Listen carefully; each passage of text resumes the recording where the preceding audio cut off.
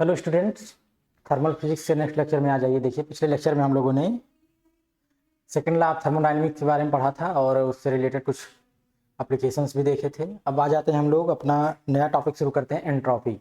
ठीक है, देखिए एंट्रोपी क्या है।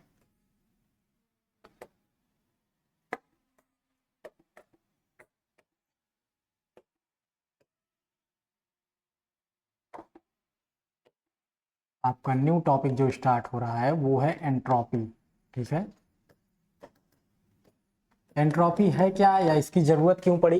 देखो, बताया गया किसी भी थर्मोडायनेमिकल सिस्टम को कंप्लीटली डिस्क्राइब करने के लिए प्रेशर, वॉल्यूम और टेम्परेचर, इस तरह तीन तरह से वेरिएबल मिले थे, इनकी ज़रूरत थी। तो वो तो डिस्क्राइब कर रहे थे जो भी चीज़ें थी, लेकिन क्लैसियस को लगा कि एक और टर्म इंट्रोड्यूस करना चाहिए थर्मोडायनेमिकल सिस्टम को कंप्लीटली डिस्क्राइब करने के लिए। ठीक है, तो उन्होंने एंट्रोपी का कॉन्सेप्ट दिया है। एंट्रोपी है क्या, देखिए, इन ऑर्डर टू डिस्क्राइब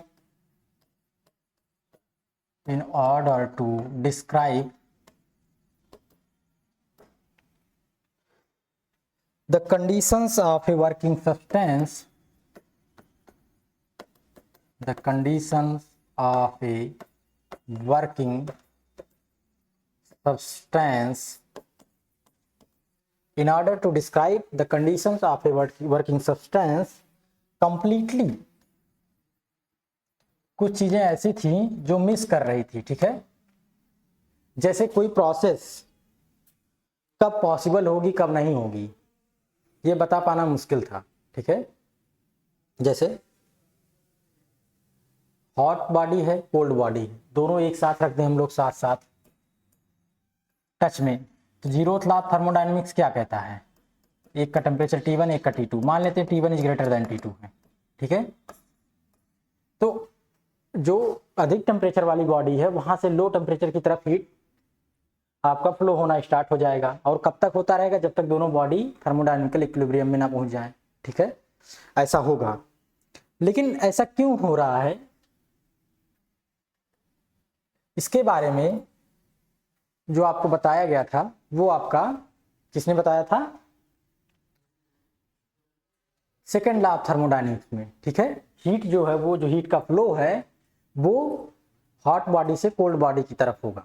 ठीक है, लेकिन जो प्रोसेस हो रही है इस हीट फ्लोइंग में वो क्यों हो रही है, या कौन सी ऐसी प्रोसेसेस हैं जो पॉसिबल होंगी, या कोल्ड बॉडी से हीट बॉडी में भी, या कोल्ड बॉडी से हॉट बॉडी में भी हीट ट्रांसफर होगी कि नहीं होगी, इन सब के बारे में कंप्लीटली बताना मुश्किल था। तो एक नया कॉन्सेप्ट दिया गया एंट्रोपी का, जो इसको डिस्क्राइब करता है। कैसे, देखिए,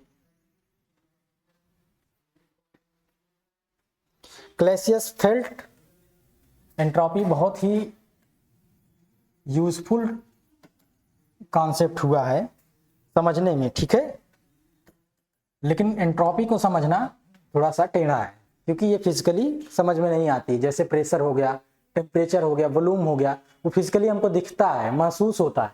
एंट्रोपी उस तरह से किसी बॉडी में महसूस नहीं होती, ना ही दिखती है फिजिकली। ठीक है, इसीलिए क्लैसियस फेल्ट द नीड ऑफ, इसको उन्होंने 1854 में इंट्रोड्यूस किया है। ठीक है, 1854 में इंट्रोड्यूस किया गया है। ठीक है, वैसे पूछेगा नहीं कभी, पर जानते रहिएगा, लगभग 18वीं शताब्दी के आसपास है, मिड 18th सेंचुरी है। ठीक है, 19th, मिड 19 हो जाएगा। ठीक है, Clausius needs of another variable of state in addition to need of another variable of state in addition to volume,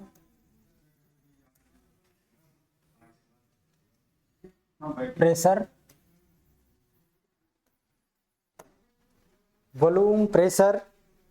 temperature,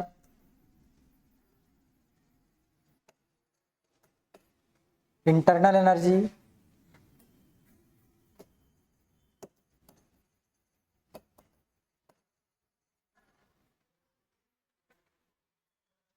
ETC।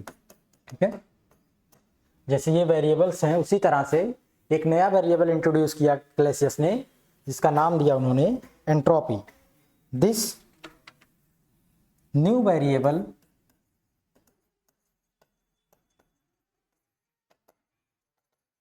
Variable is entropy. ठीक है,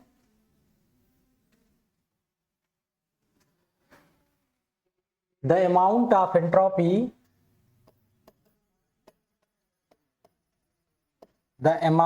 entropy is found to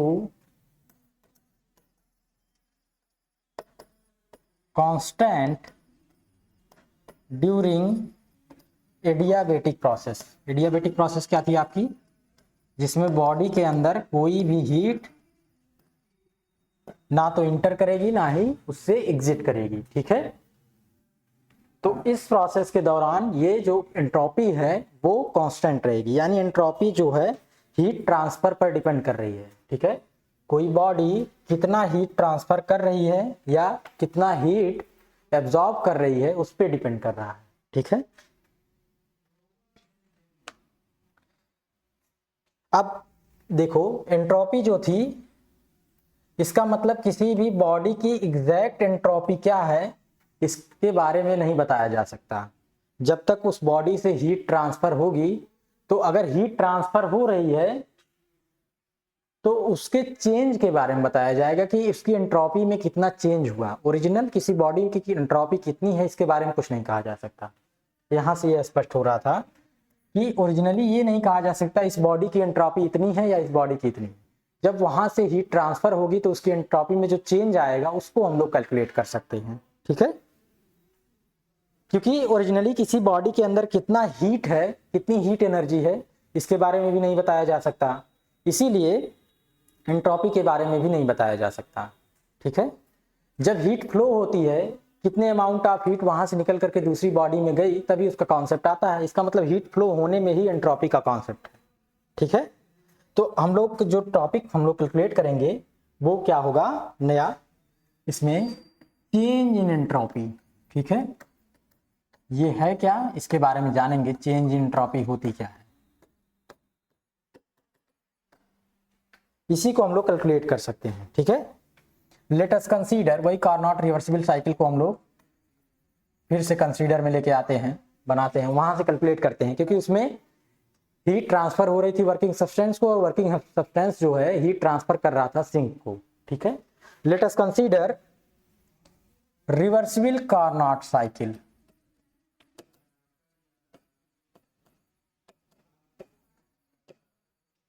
reversible Carnot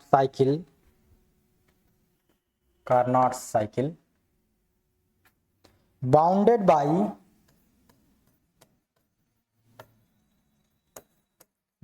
by the same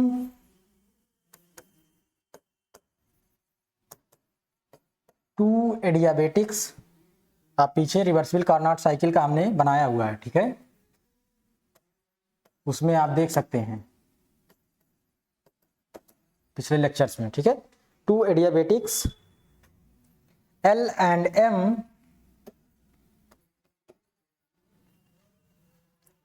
and isothermals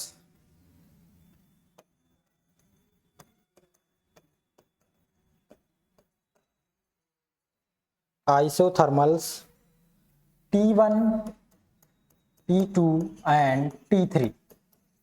ठीक है, तीन तरह की processes हैं isothermal process, T1 T2 T3 as shown in figure. ठीक है, फिगर बनाइए, देखिए दो एक्सिस ड्रॉ करते हैं हम लोग, एक आपकी जिस पे हम लोग प्रेशर दिखाएंगे और दूसरे पर बलो। ठीक है, कोई सिस्टम, कोई वर्किंग सब्सटेंस या सिस्टम मान लेते हैं ए पोजीशन पर है। ठीक है, यहां से ये आइसोथर्मली बी पर जाता है, ठीक है। इसके बाद क्या होता है देखो, बी से एडियाबेटिक वे में वो एक पोजीशन है सी, इस पे आता है, ठीक है। और सी से फिर आइसोथर्मली कहाँ जाता है, डी पर, ठीक है। और डी से फिर ए पर जा रहा है, ठीक है। ये एक प्रोसेस है कार्नोट साइकिल की, ठीक है।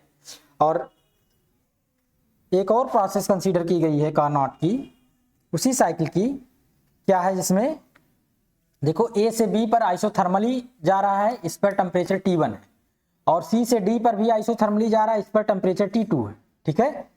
और मान लेते हैं वो सी से इस बार ई पर आया है, ठीक है,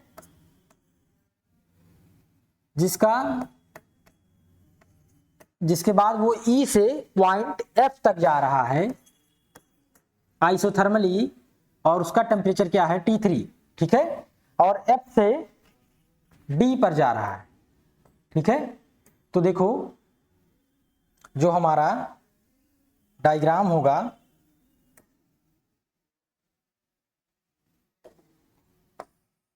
थोड़ा सा सुधार लें इसको,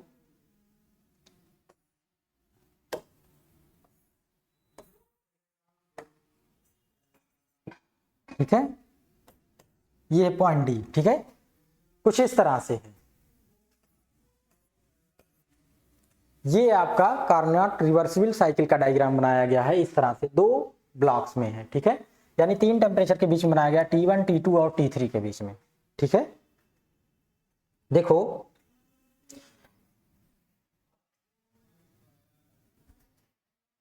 as shown in figure for an ideal gas, ठीक है। याद रखना ये सब कुछ हम लोग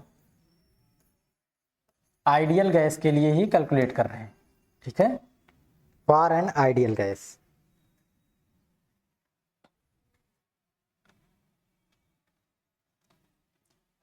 आपको बताया था हमने, देखो ए से बी जो है ये आइसोथर्मल है, और इधर बी से सी जो है वो एडियाबेटिक है, ठीक है। एक लाइन जो आपकी एडियाबेटिक है वो एम है और दूसरी एल है। जो ये बनाई गई है कार्नोट रिवर्सिबल साइकिल, वो एल और एम दो एडियाबेटिक लाइंस में बनाई गई है, ठीक है। ये आपकी एडियाबेटिक लाइन है और ये वो आपका आइसोथर्मली है, ठीक है। तो आइसोथर्मल जब एक्सपेंशन हो रहा है किसी भी कार्नोट या किसी भी सब्सटेंस में, किसी भी आइडियल गैस में या सिस्टम में, तो क्या होता है, हीट एब्जॉर्ब होती है। तो इसमें कितनी हीट एब्जॉर्ब हो रही है, मान लेते हैं Q1 amount of heat absorb हो रही है सिस्टम, ठीक है, वर्किंग सब्सटेंस में। फिर अब वो B से C पर क्या हो रहा है, एडियाबेटिक एक्सपेंशन हो रहा है। अगर B से C में एडियाबेटिक एक्सपेंशन हो रहा है, यानी ना तो हीट ट्रांसफर करेगी ना ही उस बॉडी के अंदर इंटर करेगी, ठीक है। यानी B से C के दौरान जो उसकी एंट्रोपी होगी वो अनचेंज रहेगी, ठीक है। वो भी हम लोग देखेंगे कैसे, ठीक है। लेकिन टेम्परेचर डिक्रीज होगा क्योंकि वो अपनी इंटरनल एनर्जी का यूज करके एक्सपैंड करेगी, ठीक है। अब C से D आइसोथर्मल कंप्रेशन हो रहा है, इसका मतलब बॉडी जो है Q2 अमाउंट ऑफ हीट क्या कर रही है, रिजेक्ट कर रही है, ठीक है, ये हो रहा। फिर D से A जो जा रही है बॉडी एडियाबेटिक कंप्रेशन के थ्रू जा रही है, इसका मतलब उसकी इंटरनल एनर्जी में इंक्रीमेंट आ रहा है, टेम्परेचर जो T2 है फॉल डाउन हुआ था वो T1 पर पहुंच रहा है, ठीक है। ये एक प्रोसेस है कंप्लीट।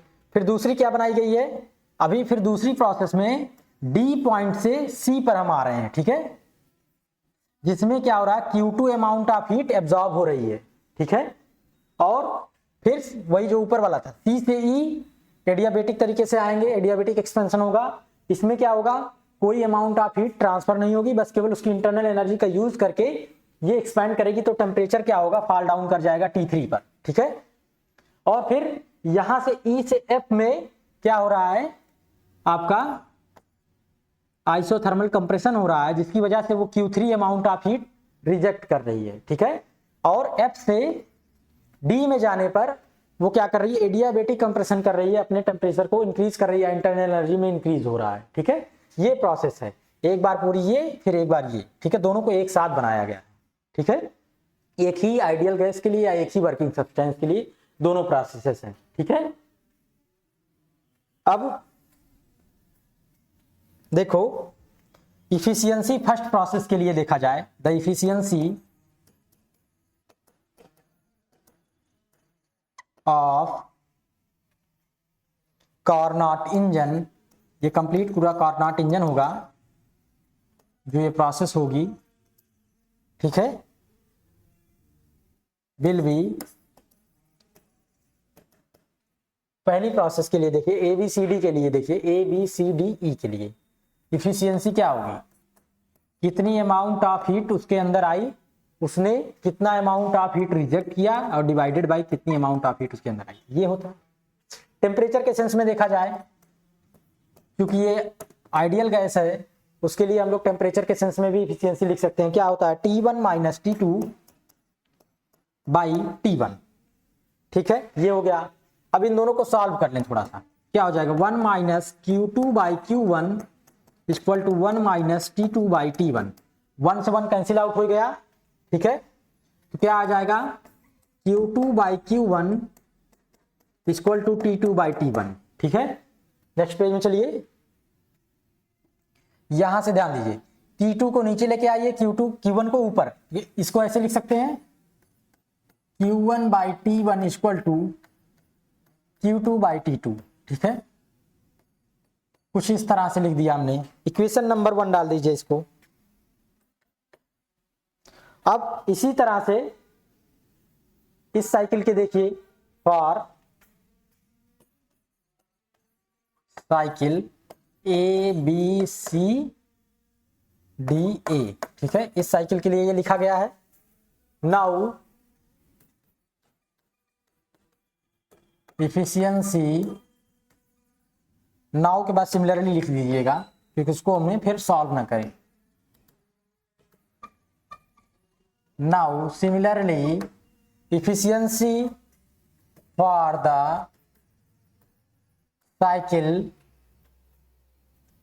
कौन सी साइकिल होगी, DCEFD, DCEFD, ठीक है, इसके लिए एफिशिएंसी लिखिए,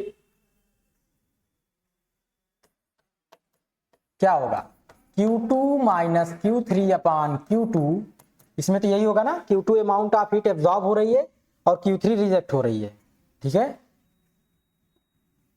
equal to T2 minus T3 upon T2, इसको सॉल्व करेंगे तो क्या आ जाएगा, Q2 by T2 equal to Q3 by T3, ठीक है। इक्वेशन नंबर 2 डाल दीजिए, ठीक है, फ्रॉम इक्वेशन 1 एंड 2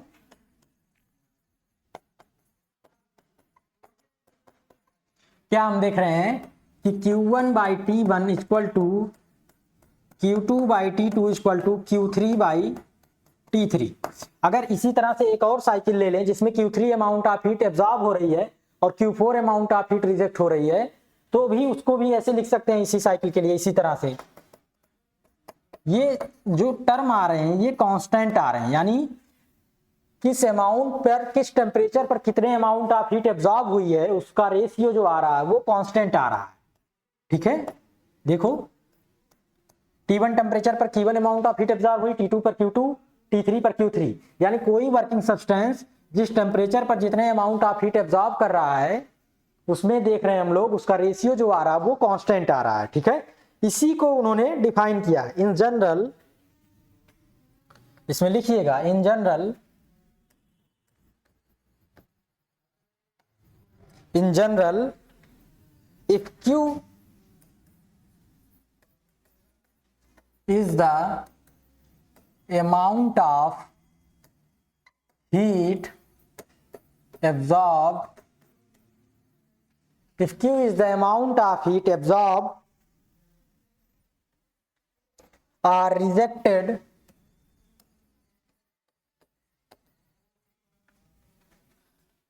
या तो एब्जॉर्ब हो रही है या तो रिजेक्ट हो रही है at a temperature, fix temperature, at a temperature T in going from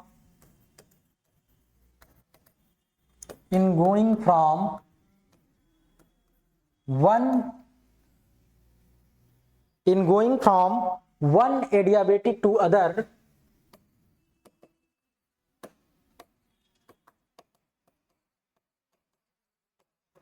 one adiabatic to other, then Q by T will be constant। ठीक है, ये आपका कांस्टेंट आ गया। ठीक है, नाउ देखो एक एडियाबेटिक से दूसरे एडियाबेटिक में जाने में जितना अमाउंट ऑफ हीट ट्रांसफर हो गया या एब्जॉर्ब हुआ है या रिजेक्ट हुआ है और डिवाइडेड बाय किस टेम्परेचर पर हुआ, उसका रेशियो जो आ रहा है वो कांस्टेंट आ रहा है। अगर मान लें एल और एम जो है वो बहुत क्लोज है, ठीक है, एल और एम जो है वो बहुत क्लोज है, यानी जो अमाउंट ऑफ हीट जो आपका ट्रांसफर हो रहा है वो बहुत स्मॉल है। ठीक है, if the two एडियाबेटिक्स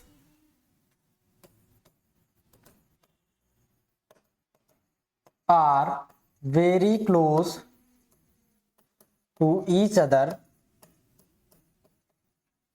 are very close to each other, and if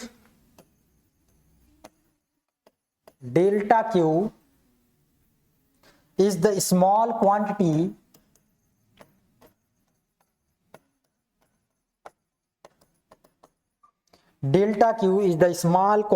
of heat absorbed at a constant temperature,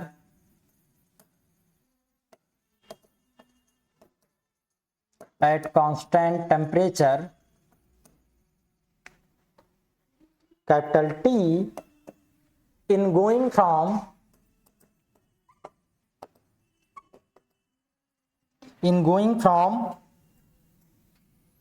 one adiabatic to other। ठीक है, then delta q by t ये क्या होगा आपका कांस्टेंट होगा। ठीक है, इसी कांस्टेंट टर्म को उन्होंने डिफाइन किया, this constant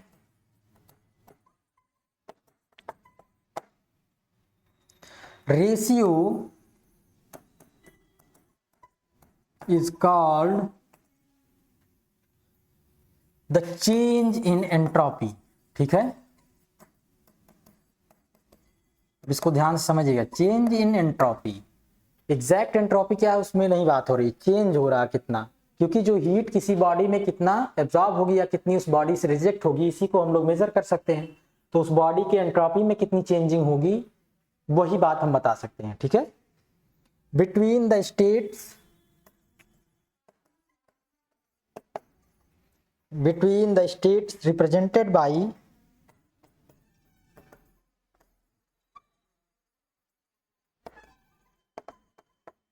represented by two adiabatics।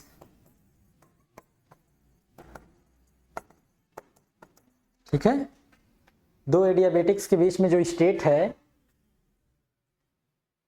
उसी से हम लोग एंट्रोपी का कॉन्सेप्ट लिख रहे हैं। ठीक है, बताया एडियाबेटिक प्रोसेस के लिए एंट्रोपी जो होगी या चेंज इन एंट्रोपी जो होगी वो जीरो होगी या चेंज इन एंट्रोपी जो है वो कांस्टेंट होगी, क्योंकि कोई अमाउंट ऑफ हीट ना तो एब्जॉर्ब होगा ना ही रिजेक्ट होगा किसी भी बॉडी से। ठीक है, तो डेल्टा एस जो होगा चेंज इन एंट्रोपी किसके बराबर लिख दिया गया, डेल्टा क्यू बाई टी के लिए। ठीक है, ये इसकी मैथमेटिकल जो है वो डेफिनेशन निकल करके आ गई। ठीक है, अब इसी को हम लोग जो स्मॉल चेंज है इसको कन्वर्ट कर सकते हैं। ठीक है,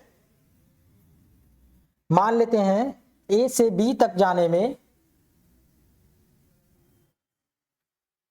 जो Q1 amount of heat absorb हुई है उसको मान लेते हैं वो dQ के बराबर है। ठीक है, अब चेंज इन एंट्रोपी क्या होगी, देखो, now if dQ amount of heat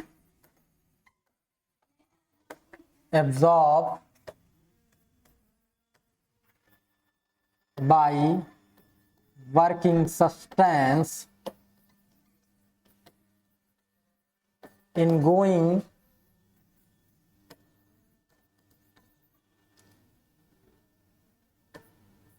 state B from state A at constant temperature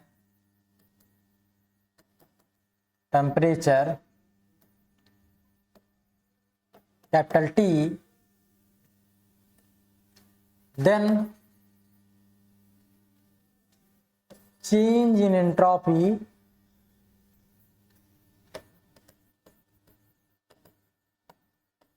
will be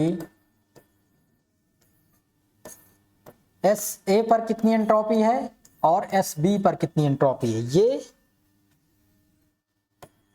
D S integrate कर देंगे। ठीक है, कहां से कहां तक, पॉइंट ए से बी तक के लिए कितना अमाउंट ऑफ हीट एब्जॉर्ब हुई है और डिवाइडेड बाय टेम्परेचर। ठीक है, कुछ इस तरह से इसको कैलकुलस में लिख सकते हैं। ठीक है, इसी छोटे अमाउंट को ऐसे कन्वर्ट करके लिख दिया गया है। ठीक है, ये स्मॉल चेंज के लिए था, अब ये किसी भी फाइनाइट चेंज के लिए हम लोग चेंज इन एंट्रोपी निकाल सकते हैं। ठीक है, इसको ऐसे रिप्रेजेंट कर दिया गया है, या इसको लिख सकते हैं s b minus s a equal to integration of d q by t in going from a to b. ठीक है, या ये जो s b minus s a है ये डेल्टा एस है, ये ऐसे लिखा जाएगा, यानी कितना अमाउंट ऑफ हीट एब्जॉर्ब हुआ है और कितना उसका टेम्परेचर था उस टाइम, उससे हम लोग पॉइंट ए और पॉइंट बी के बीच में जाने में किसी भी वर्किंग सब्सटेंस या किसी भी डिवाइस, किसी भी सिस्टम की जो चेंज इन एंट्रोपी है वो कैलकुलेट कर सकते हैं इस मैथमेटिकल इक्वेशन से। ठीक है, बहुत इंपॉर्टेंट इक्वेशन है एंट्रोपी की। ठीक है, फिजिकल कॉन्सेप्ट क्या है एंट्रोपी का, देखो फिजिकल कॉन्सेप्ट जो एंट्रोपी का है वो बहुत ही कॉम्प्लिकेटेड है, क्योंकि इसको हम लोग महसूस तो कर नहीं सकते, जैसे टेम्परेचर है, प्रेशर है, वॉल्यूम है, उस तरह से इसको नहीं देखा जा सकता। ठीक है, जो ये एंट्रोपी है इसको डिफाइन किया गया है, जैसे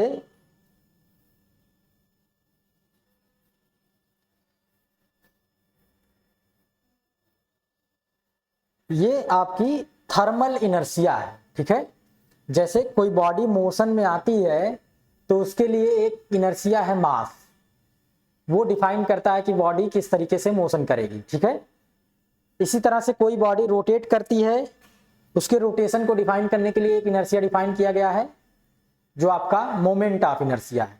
इसी तरह से कोई बॉडी कितना अमाउंट ऑफ हीट एब्जॉर्ब करेगी या कितना रिजेक्ट करेगी, इसको डिफाइन किया गया है एंट्रोपी से उस बॉडी की। ठीक है, इसका नाम दिया गया है थर्मल इनर्शिया। एक सेंस में आप ऐसे समझ सकते हैं। ठीक है, और दूसरा सेंस जो आता है वो कहता है डिसऑर्डर के बारे में। ठीक है, जो आपका मेजर ऑफ डिसऑर्डर है, यानी कोई बॉडी जो है वो हीट एब्जॉर्ब करेगी या रिजेक्ट करेगी तो उसके मॉलिक्यूल्स के बीच में डिस्टर्बेंस क्रिएट होगा, वो डिस्टर्बेंस मेजर करेगी ये एंट्रोपी। ठीक है, ये फिजिकली समझने के लिए ये बात कही गई है। ठीक है, और मैथमेटिकली जो जरूरत है आपको वो इस इक्वेशन की। ठीक है, किस टेम्परेचर पर कोई बॉडी कितना अमाउंट ऑफ हीट एब्जॉर्ब करेगी, कितना रिजेक्ट करेगी, उसको बताता है ये एंट्रोपी। ठीक है, या कोई प्रोसेस है वो पॉसिबल होगी कि नहीं होगी, इसके बारे में बताता है। ठीक है, ध्यान दीजिएगा। अब जो हम लोग निकालने जा रहे हैं वो है change in entropy in adiabatic process. वो जीरो होगा, आप जान रहे हैं, उसको लिखने की जरूरत नहीं है। लेकिन रिवर्सिबल साइकिल प्रोसेस में चेंज इन एंट्रोपी अगर निकाला जाए, change in entropy in reversible cyclic process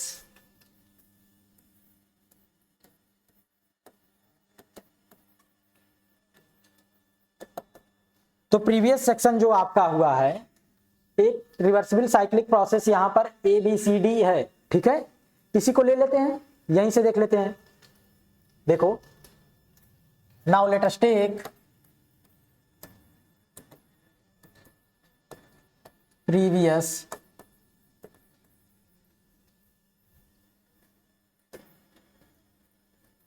section in which, ये आप ऐसे मत लिखिएगा एग्जाम में प्रीवियस सेक्शन, आप उसको लिखिएगा पूरा। ठीक है, हम यहाँ पर बता चुके हैं तो उसी को लेकर के डिफाइन कर दे रहे हैं। इन विच the reversible cycle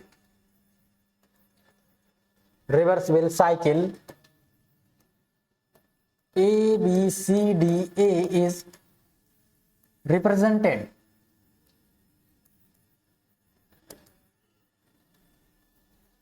for this reversible cycle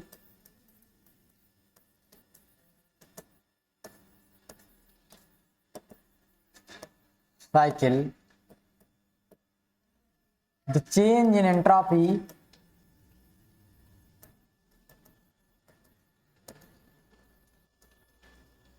delta S will be।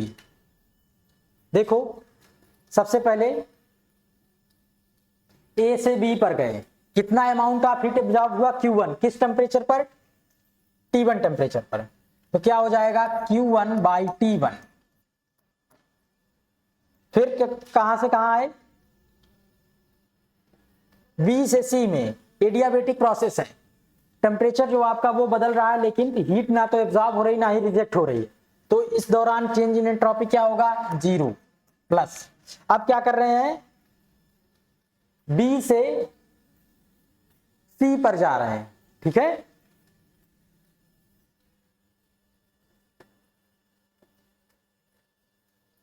B से C पर चले गए, C से अब कहां जा रहे हैं D पर, ठीक है। इसमें क्या हो रहा है Q2 amount of heat reject हो रही है, यानी जो डेल्टा Q आया है वो आपका निगेटिव में आया है, ठीक है।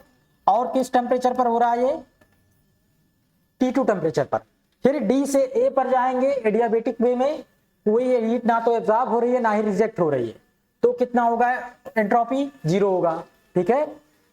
डेल्टा S जो है वो डिफाइन किया गया कैसे, डेल्टा Q बाई T से, ठीक है, कितनी अमाउंट ऑफ हीट एब्जॉर्ब हो रही है कितनी रिजेक्ट हो रही है।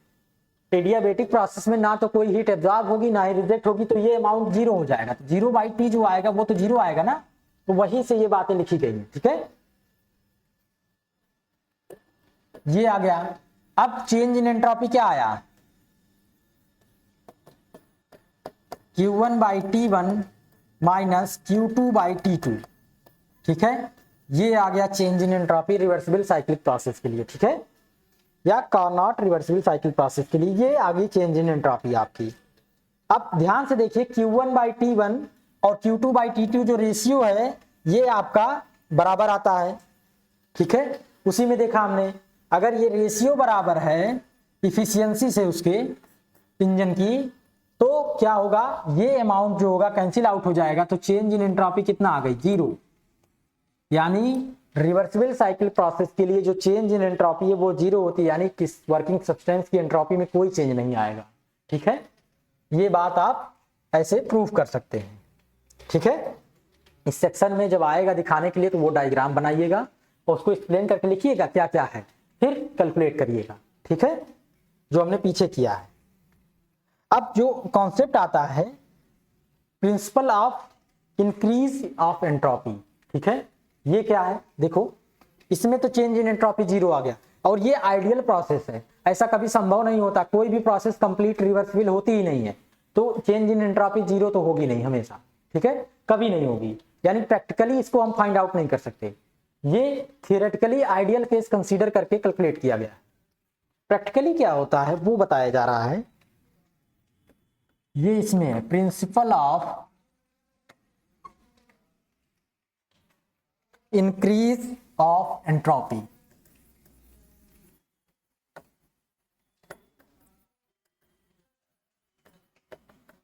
ठीक है, इंक्रीज ऑफ एंट्रोपी का जो प्रिंसिपल है वो कैसे लिया जा रहा है, ठीक है। Let us consider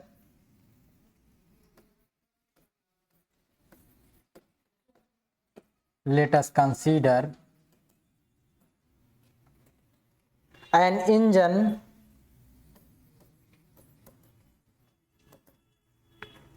performing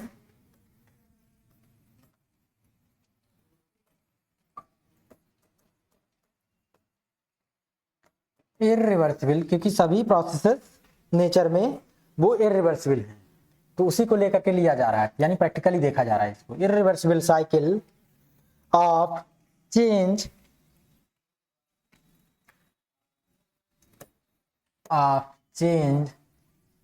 in of changes, irreversible cycle of changes in which the working substance absorbs Q1 absorbs heat Q1 at temperature T1, ठीक है, from the source, ठीक है, कोई हीट सोर्स होगा जहां से वो टेम्परेचर आपका एब्जॉर्ब करेगा, ठीक है, and reject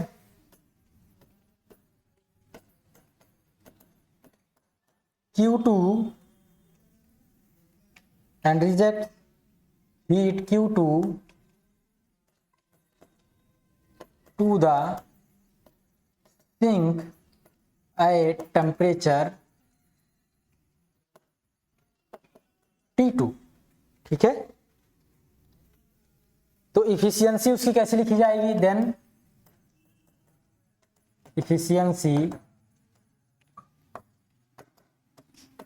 Q1 minus Q2 by Q1, 1 minus Q2 by Q1, ठीक है, ये हो गई इफिशियंसी इक्वेशन नंबर 1, ठीक है। But according to Carnot theorem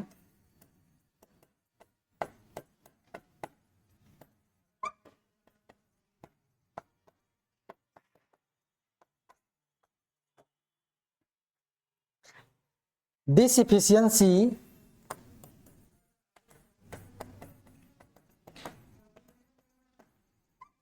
ध्यान रखना, जब कार्नोट इंजन की बात होगी तभी T1 और T2 फॉर्मेट में टेम्परेचर में लिखेंगे। अगर उस तरह से कोई इरिवर्सिबल इंजन है या रिवर्सिबल नहीं है तो उसको इसे हीट के फॉर्मेट में ही लिखिएगा, ठीक है, टेम्परेचर के फॉर्मेट में मत कन्वर्ट करिएगा, ये अंतर है। और कार्नोट के अकॉर्डिंग क्या था, ये जो इफिशियंसी आई है ये is less than that of A reversible engine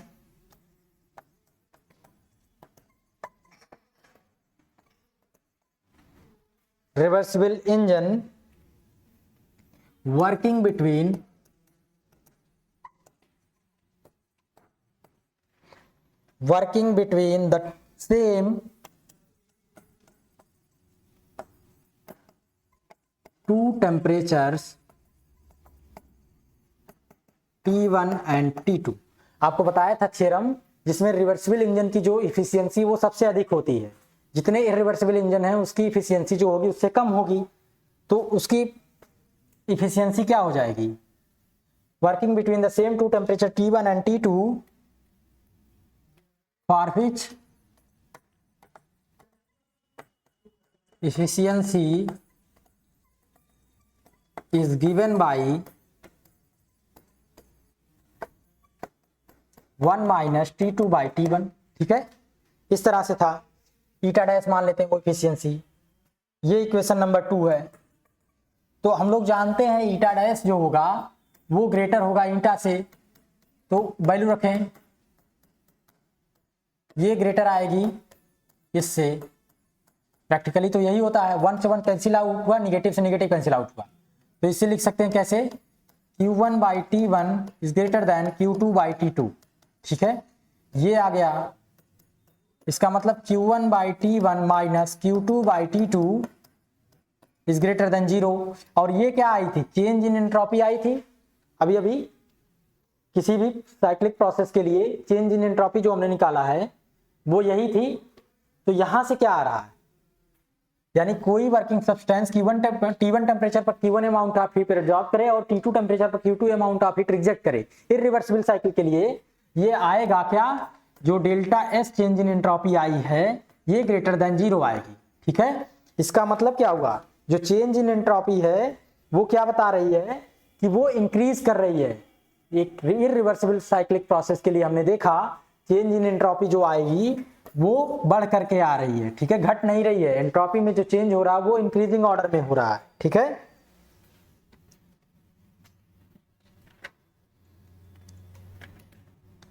hence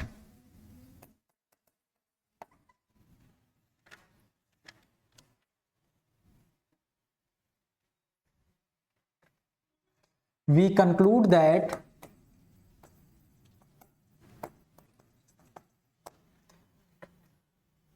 the entropy of a system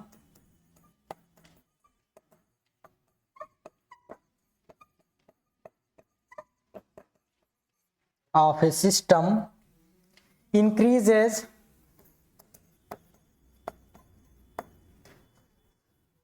in all irreversible लिखा है, ठीक है, irreversible processes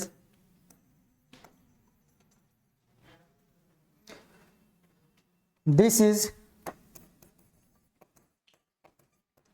known as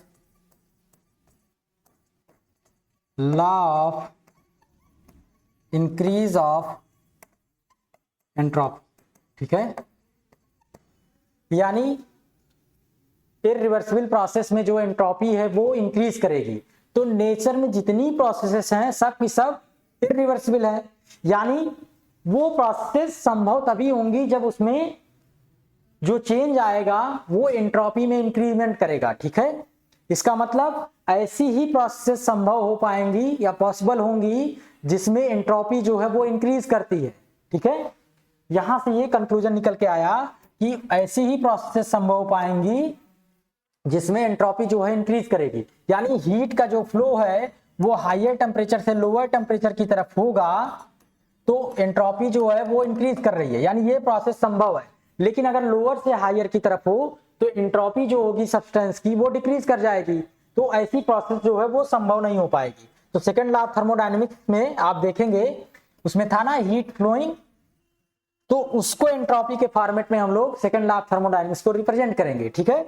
यानी अब नेचर में जितनी प्रोसेस हो रही है उसकी वजह से एंट्रोपी जो है वो इंक्रीज हो रही है। अगर एंट्रोपी इंक्रीज हो रही है इसका मतलब सभी जो आपका जीरोथ लॉ क्या कहता है कि बॉडी जो है सभी की सभी इक्विलिब्रियम में आने की कोशिश करेंगी, यानी टेम्परेचर डिफरेंस जो है वो कम से कम होता चला जाएगा। एक टाइम पे ऑल ओवर यूनिवर्स का जो टेम्परेचर है वो कांस्टेंट हो जाएगा। अगर ऐसा हुआ तो कोई भी हीट इंजन काम नहीं करेगा, ठीक है, क्योंकि हीट इंजन को वर्किंग कराने के लिए हायर टेम्परेचर से लोअर टेम्परेचर पर लेके जाना होगा।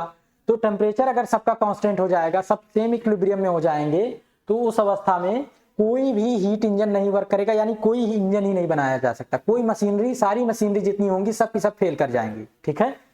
तो ये आफ्टर ए लॉन्ग टाइम ऐसा होगा, ये यहां से जो है वो कंक्लूजन निकाला जा रहा है, ठीक है, आपकी एंट्रोपी के कॉन्सेप्ट से। और इसी तरह से कॉन्सेप्ट निकाला गया जो टेम्परेचर जो है वो लगातार इंक्रीज कर रहा है, यानी जो आपका बॉडी है वो हीट जो एब्जॉर्ब कर रही है हायर टेम्परेचर से लोअर टेम्परेचर वाली, वो लगातार अपने टेम्परेचर में इंक्रीमेंट कर रही है, ठीक है। यानी यूनिवर्स का टेम्परेचर अधिक से अधिक होता बढ़ता चला जा रहा है लगातार। जितने भी एनर्जीज हैं वो जो यूज हो रही है फर्स्ट लॉ ऑफ थर्मोडायनेमिक्स से, वो बॉडी के टेम्परेचर के इंक्रीमेंट यानी इंटरनल एनर्जी में और वर्किंग में यूज हो रही है, ठीक है। वो वहां से देखा जा रहा है कि हीट जो है वो एब्जॉर्ब होने की वजह से हर एक बॉडी का टेम्परेचर लगातार राइज कर रहा है इस वजह से, और जो एनर्जी है वो आपकी कंजर्व होती है पूरे यूनिवर्स की। उससे ये कंक्लूजन निकाला गया कि टेम्परेचर लगातार राइज होगा तो एक बार क्या होगा, सारे टेम्परेचर जब कांस्टेंट हो जाएंगे उस टाइम पे पूरी यूनिवर्स वो पिघल कर जाएगी, ठीक है, यानी मेल्ट कर जाएगी, पिघल जाएगी, और उस वक्त कोई इंजन या कोई ऐसा लिविंग नॉन लिविंग थिंग नहीं बचेंगी, ठीक है। तो ये सारा कॉन्सेप्ट यहां से निकाला गया है। इसके बाद जो है आपका आता है टीएस डायग्राम, यानी टेम्परेचर एंट्रोपी डायग्राम क्या है और सेकंड लॉ ऑफ थर्मोडायनेमिक्स इसके फॉर्मेट में कैसे लिखा जाएगा, ठीक है। और कुछ एंट्रोपी का चेंज हम लोग कैलकुलेट करेंगे अलग अलग इंजन के लिए, अलग अलग प्रोसेस के लिए चेंज इन एंट्रोपी क्या क्या आएगी उसको भी कैलकुलेट करेंगे। फिर लगभग ये एंट्रोपी वाला जो कॉन्सेप्ट है वो आपका समाप्त होगा और थर्ड लॉ ऑफ थर्मोडायनेमिक्स की शुरुआत होगी वहां से। ठीक है, जो इसी एंट्रोपी से या इसी कार्नोट इंजन से रिलेटेड है। फिर आता है थर्मोडायनेमिकल रिलेशंस, उसके बारे में हम लोग पढ़ेंगे। ठीक है, तो लगभग आपका फर्स्ट यूनिट जो आपके आधे सिलेबस के बराबर है वो कंप्लीट हो जाएगी। ठीक है, तो लेक्चर हमारा यहीं पर एंड हो रहा है। Thank you.